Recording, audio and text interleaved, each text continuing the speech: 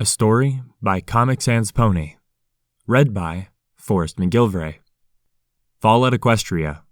The Trip.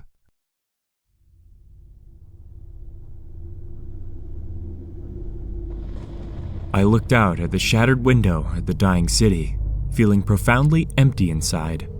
The air carried a greenish hue, feeling hot and uncomfortable, but I didn't want to find another place to sit. How long have I been sitting here? I glanced at my hoof and saw the dash inhaler. I took a puff from it. Damn, empty. Why is it always empty? I leaned over and grabbed another inhaler from the half-empty box of inhalers on the floor. I brought the euphoric chem to my lips and took a deep breath.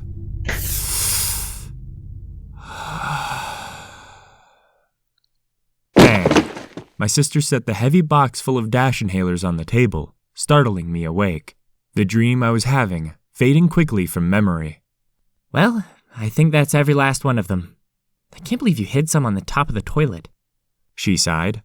I just looked up at her, groggily, my hoof moving towards the box unconsciously. She smacked it and moved the box out of reach. Fig, how you holding up? She asked with a note of concern in her voice. Barry, I'm fine, I said weakly, not selling the lie. Withdrawal has been tough. Why can't we go to the MOP? You don't need their fancy chem cleans. If I kicked my whiskey habit after Dad died, you can kick your addiction too. Barry comforted, grabbing the box again.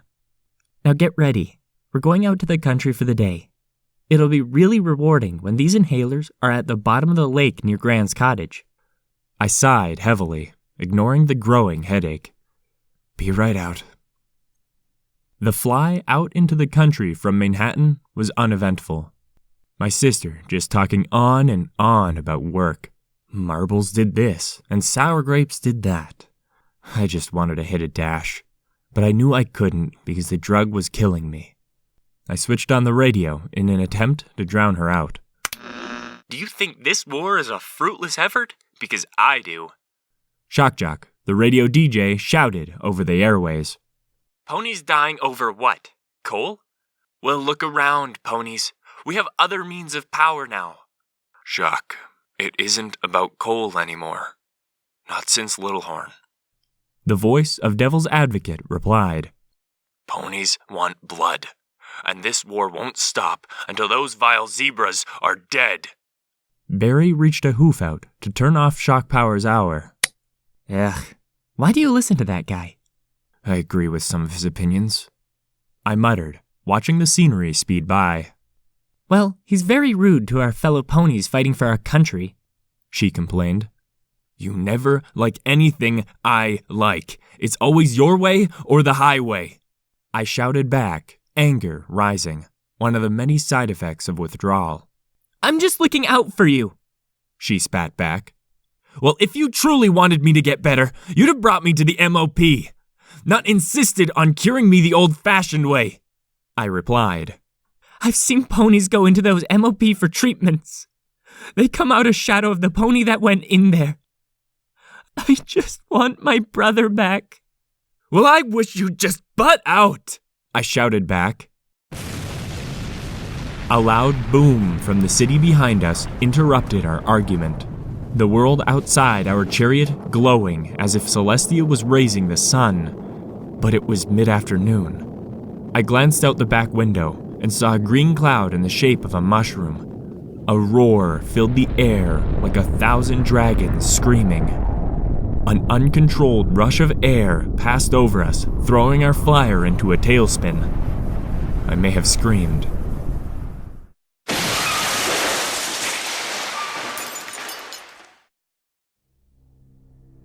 I took a deep breath as I awoke in a chariot with a tree in my face.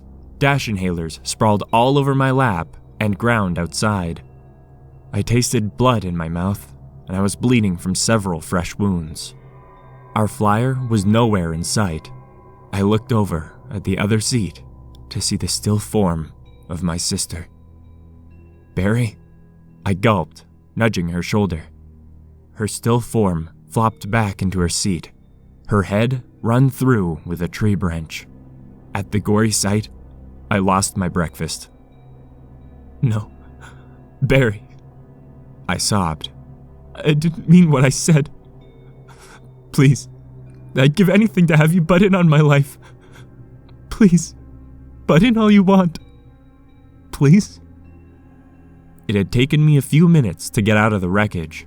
I spent a few minutes collecting all the dash inhalers I could find. You don't need these. Just leave them at the crash. Go get help. No, I do need them. No, you don't. I collected the last inhaler and put the box on my back. Limping, I set out for my apartment to escape this nightmare. It took hours to get back to the city, and the whole time I saw not another soul. But I did see more than a few other crashes. 2, 3, 4 Sky Chariot crashes. Why didn't I hear any emergency vehicles? Take a hit of dash. It'll calm your nerves. I glanced longingly back at the box balanced on my flank. Just one puff. Do it. Be awesome. No, I need to keep walking. To help save Barry. Besides, Dash is killing me. Barry's dead. Images of her speared face flow into my mind. Surprisingly, I still had more to throw up. No, she's not.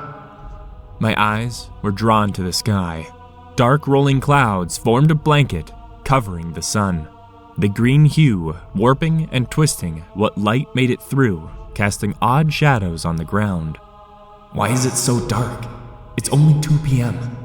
Wasn't clear skies planned? I'm so tired. Just a symptom of withdrawal. I'll get through this. A hit of dash will give you the energy. Do it, for old time's sake. No, I'm better than that. Are you? My apartment was just as we had left it, but the window that overlooked the city had been shattered by whatever had happened, and everything carried a greenish hue and felt very hot. I felt sick to my stomach. It's just another symptom of withdrawal. A frame lay on the floor. I set the heavy box of dash down to pick it up. It's a picture of Barry and I. Happy. Have a hit. All your sadness will go away. You'll be awesome again. I picked up one of the inhalers. I'm sorry, Barry. I'm not as strong as you.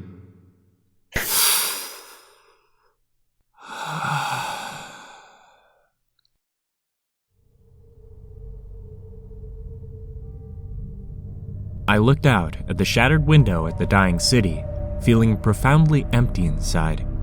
The air carried a greenish hue, feeling hot and uncomfortable, but I didn't want to find another place to sit. How long have I been sitting here? I glanced at my hoof and saw the dash inhaler. I took a puff from it. Damn, empty. Why is it always empty? I leaned over and grabbed another inhaler from the half-empty box of inhalers on the floor. I brought the euphoric chem to my lips and took a deep breath.